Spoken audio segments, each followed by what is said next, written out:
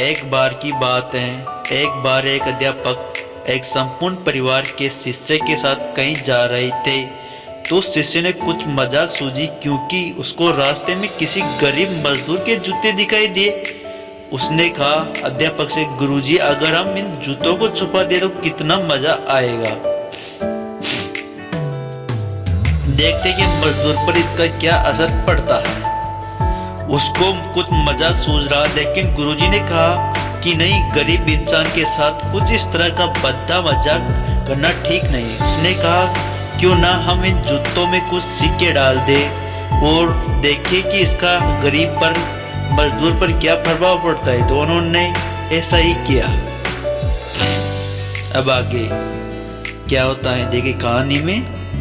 जैसे ही मजदूर अपना काम करके लौटा तो उसने एक पैर में पांव में जूता डाला तो कुछ कठोर सा महसूस हुआ।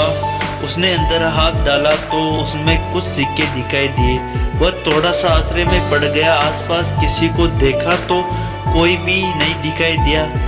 वापस उसने दूसरे पैर में जूता डाला और वापस उसमें कुछ सिक्के दिखाई दिए। तो वह आश्चर्यचकित हो गया कि ये पैसे कहाँ से आ गए। अब कहानी को आगे देखते रहे।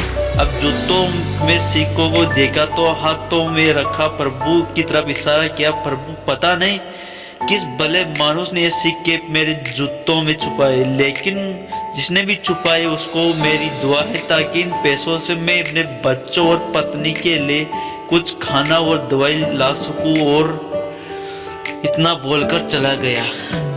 अब आगे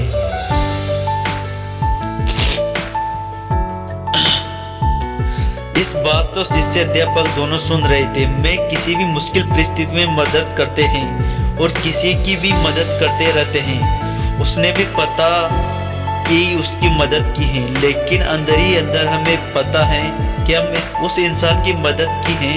ये सच्ची खुशी है। हम जब दूसरों की खुशी देते हैं तो हमें खुशी मिलती है। इसी तरह खुशियाँ बांटते रहिए और लोगों की मदद करते रहिए और गरीब की सहायता करते रहिए। अब अध्यापक शिष्य से पूछा कि जब तुम बताओ कि तुम्हें कैसा महसूस हुआ। तुम्हारी पहली मजाक तो यह मेरा यह।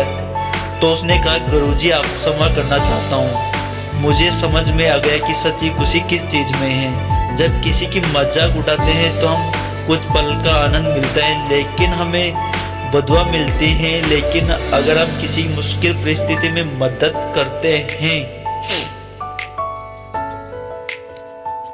करते हैं तो दोनों ओर रहिए और काबिल हो जितना भी आप बन पड़े दाने, लेकिन जरूर करें। इसका मतलब यह नहीं कि आप कल्पश्री या अनिवार्य रूप से इतने रुपए दान करने चाहिए, क्योंकि हम किसी की जरूरत अलग अलग हो सकती है।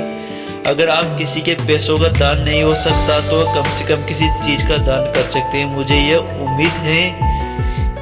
उम्मीद है कि यह आपको ये स्टोरी बहुत पसंद आएगी, क्योंकि ये मैंने बहुत मेहनत कर बनाई है। धन्यवाद। आपको जरूरी लगी होगी कि आपको ये कीमती समय देने के लिए